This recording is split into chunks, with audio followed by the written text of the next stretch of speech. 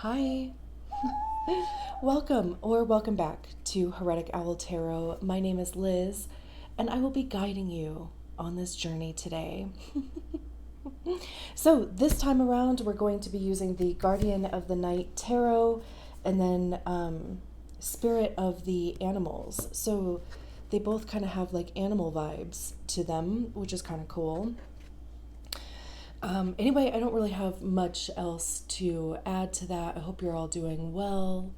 And yeah, without further ado, let's just get into it. Okay, Taurus, let's see. I picked two decks that are so awkward to shuffle.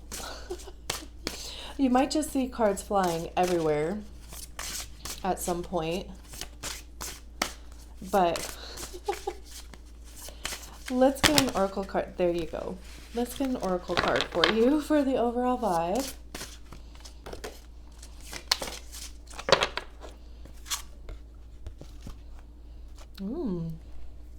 We have Unicorn, infinite possibilities. You are the sovereign of the seen and unseen worlds. The magic of love surrounds you. Beauty transforms you. Listen to the spirits of light. Abandon the darkness. Go beyond the ordinary and become the legendary.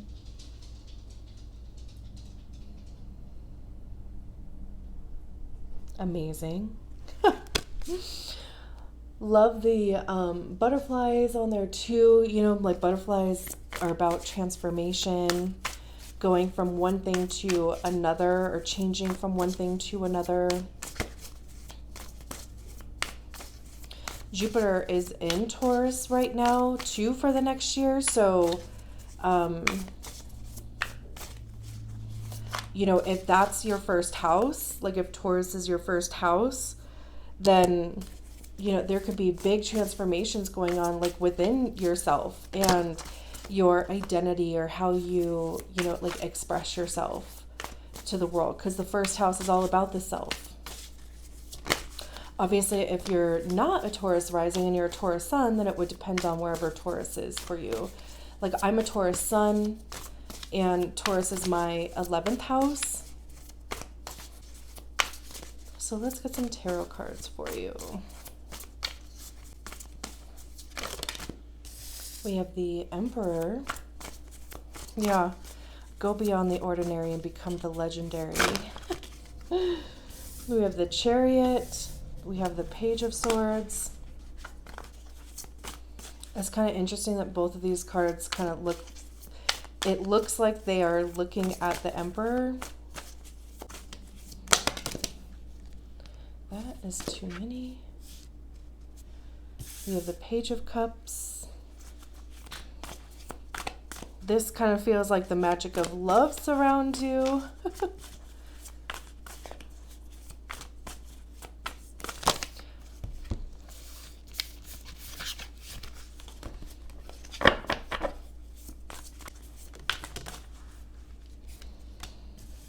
Justice. And the Hermit. Interesting. And then the High Priestess. The High Priestess at the bottom of the deck. That's a lot of major arcana. So let's see what the book says about Unicorn. All right, it says power, purity, protector, possibilities, enchantment, beauty, luck, travel, mystery, magic, master of transformation, miracles, weather, nature, spirits, which I love because you're an earth sign, right? So nature. Unicorns have become a symbol for all that is magical, pure, and good. In medieval myth, it is a wild woodland creature that could cure the sick and purify water with a touch of its horn. Unicorns see beyond illusion and peer into the heart and true character of any person or situation. Unicorns make themselves known only to innocent and virtuous people. Negative energy has no place in Unicorn's world. Unicorns are protectors of the kind-hearted and nature spirits. They have the ability to travel between the seen and unseen dimensions. If unicorns have crossed your path, you are headed for good luck. You have a formidable, pure energy guardian. If unicorn is your totem, you have a sharp intuition and are imaginative and creative. You love everything that is beautiful. Unicorn will shine a light on the magic that surrounds you. Unlike many people, you will be a believer because you have seen what they cannot. Listen for tinkling of leaves like bells in the wind. Unicorn is approaching and blessings are near. Take a deep breath and let the spirit of unicorn fill you. Cross over between the realms like unicorn and bring back light, beauty, and truth. Unicorn energy can be your magic cloak. Like unicorn, you can go beyond the ordinary and become legendary. Love that. I love that. I also love that the two minor arcana cards that we have out here are pages. So it's interesting because it could be just kind of like a new energy that you find yourself in, because pages are kind of the novice of that suit. It's like you have to start somewhere, and so you start at the page.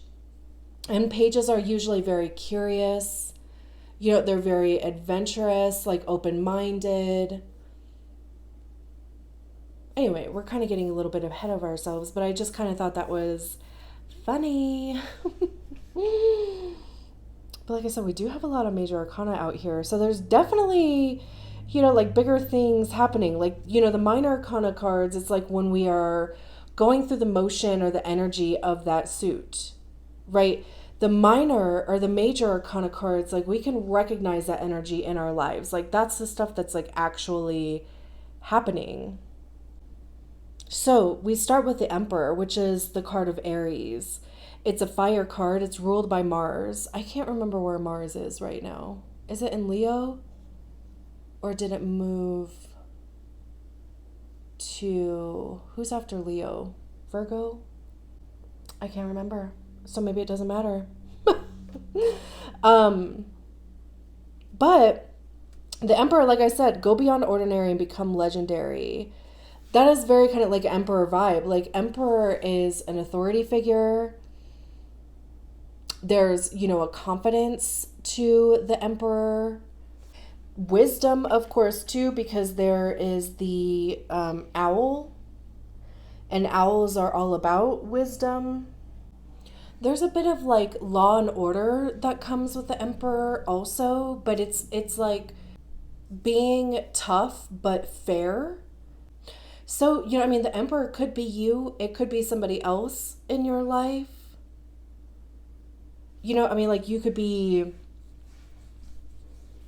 manifesting the energy of the Emperor or wanting to be in a position of the Emperor. Or again, there's somebody in your life that would be, kind of holding this position. And we have the Page of Cups paired with it. And the Page of Cups, like I said, with pages, right? They're novice. They're a bit naive, but not like in a bad way, right? But cups have to do with our emotions. It's a heart center. How are we feeling about things? How are we feeling about our life? It's about love, like what is our relationship to love? How do we give it? How do we receive it? Romantically or otherwise. Of course, I think, like with most people, when they hear the word love, they go romance. But it's all of it, it's mostly your relationship to yourself in relation to love. And in this card, it's kind of like they're holding the cup up above the water, almost like protecting it. And what's also interesting is that there's this like eye right here, and it's kind of like throughout a little bit, like just the illustration back there. And then on this chair or throne, I guess, for the Emperor, they're on the fabric also, which, you know, I mean, that shows up multiple times in their illustrations in this deck. There's one right here. There's, you know, one right here. I'm sure if I look close enough, you know, I'd find one in the Chariot and the Hermit. But for whatever reason, it is catching my eye, no pun intended, in these two. And it's kind of like that all-seeing eye thing, which does have to do with harmony and integrity. And especially with that coming in with the unicorn card, it's kind of like, and then we have justice out here too. It does kind of have this like, you know, karma type of vibe to it. I think was a unicorn talking about miracles too. So it is just very interesting. And it's kind of, you know, like the contrast here. It's almost like remembering to insert or like make space for love, even if you are in the energy of the Emperor, because the Emperor, you know, it's a divine masculine also, so it's initiating, go getting, hustling, you know, hunting, gathering, you know, and it can be easy to kind of like lose sight of the love aspect. And if the Emperor is a person in your life, it could just be this reminder or like a message about remembering to, you know, if they are being challenging or immovable, stubborn even, and Taurus can be stubborn. So again, if it's you or if it is somebody else, you know, it's like kind of like approaching things from an aspect of love or looking through the lens of love here. And then we have the Chariot, which is the card of Cancer. And the Chariot is fast moving. It's divinely guided. Also, it's kind of like, you know, you're going to be placed wherever you need to be, right? Like you are exactly where you need to be right now. The book talks about this honey badger not giving a single F. You know, like they're going to do what they want to do, when they want to do it, and just be on their merry way. Which could even be like this energy over here. It's like, yes, be very much the Emperor, be an authority in your own life, right? Like take charge of your own life. But also, you know, like keep that line of love open, like making sure that you're not just necessarily bulldozing people, but you're communicating through that lens, like I said, of love. And, you know, the Chariot is also a water card too. So, you know, it's about intuition. The Page of Cups is definitely like kind of in that new space of trusting their intuition also. Learning to do that, even learning to hear your intuition and allowing yourself to be guided by your intuition. Oh, there's the eye right there. Peeking out. So this whole thing definitely does have like kind of this fate-ish kind of like aspect to it, like very divinely guided, very, you know, like you're being given the energy to support these actions, basically. Very cool. And then we have the Justice card. This is a card of Libra. There's the eye there. Oh, I think I already pointed that out. There. But it is about the scales balancing. It's about fairness. It's about getting what you deserve, good or bad. Because justice doesn't give a single F either. I love that both of these, so this is a bat, that's a horned owl. Like both of them are standing on top of a sword. The sword of truth, basically. Like that's what the Justice card is. And truth doesn't care about your feelings. Truth has to be objective, based solely on fact. Because if you do start inserting your feelings into it, then it becomes an opinion. So justice has to be blind. It has to be objective. So again, right, this is that whole karma aspect, getting back what you put out. Very interesting. And even too, the Page of Swords, like we have these three cards here in the shape of a V, basically, right? Like that have swords in them. I don't know. I'm sure that doesn't matter. It just is interesting how it worked out that way. But the Page of Swords, so swords have to do with our minds, it's ideas, thoughts, it's our perception of our realities. I see swords as being the card of our ego also, or the suit of our ego, because it's generally where we hear our ego is in our minds. And our ego is created by the stories that we attach to experiences, whether they're true or not, whether they're ours or not. You know, whether they were kind of fed to us from somebody else, or it was a story that we attached to an experience for whatever reason. So it is interesting, you know, that it comes after the Justice card. And it is about, you know, putting new ideas into practice. It can be discovering a new truth, because swords are also about truth and honesty. So that's why, you know, it is interesting that both of these birds are resting on a sword. So again, it's like resting on your truth. There's this heart here also, which I just noticed. So again, you know, like cups being very heart focused. Chariot also being a water sign, very heart, you know, like focused also. But yeah, you know, I mean, a new truth could be discovered, coming outside of your comfort box, comfort zone. I always say comfort box, and I'm like, I don't think that's right. Especially though, like if it's a box that wasn't even created by you or built by you. But again, right, I mean, it could be just like discovering something new about yourself, because both of these cards are looking at the Emperor. So it could even just be discovering that you have the energy of the Emperor within you. And the Hermit card is a card of Virgo. It talks about soul searching, going within. It's a bit isolated. You know, it's kind of like lone wolfy, like really, you know, the only person that can walk your path is you.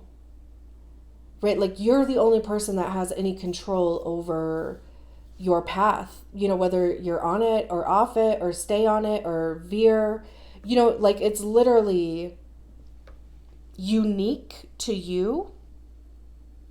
And especially with it paired with the Page of Swords, again, like I was literally just saying about like discovering a truth about yourself.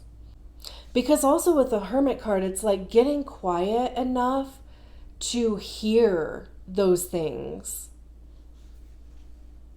Very interesting. And then we have the High Priestess at the bottom of the deck, another bat. The High Priestess for me is all about, you know, being in tune with your star player. You know, that could be your higher self. It could be God, divine, you know, if you believe in a higher power. It could just be, you know, like really tuned into your intuition, like the Chariot and the Page of Cups talks about. But it is very guided by your own compass. And especially with it coming after the Hermit card, too, reconnecting with that, discovering a truth about that. We have the Six of Swords, which is moving forward. It could be travel. Again, though, you know, we have these five swords down here that are trapped in the weeds down here. There's one sword up here, which is the Ace of Swords, the Sword of Truth.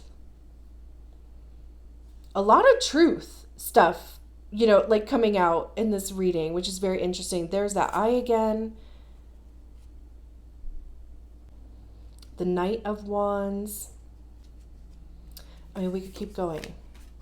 but I'm trying to keep these a little bit on the shorter side. So thank you so much for allowing me to read your cards. I will talk to you soon. Bye.